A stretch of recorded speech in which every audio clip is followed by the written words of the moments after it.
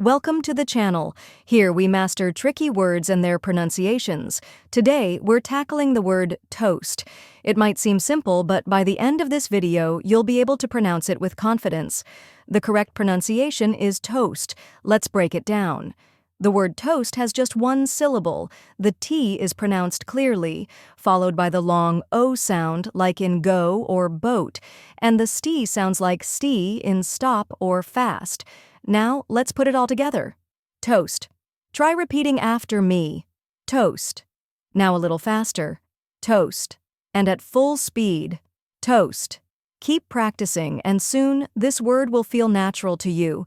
Now that you've mastered the pronunciation, let's go over the meaning. Toast refers to bread that has been browned by heat, or it can also be used as a celebratory drink or gesture, like raising a toast. And that's it. Now you know how to pronounce toast and what it means. If you found this helpful, give this video a like and share it with others.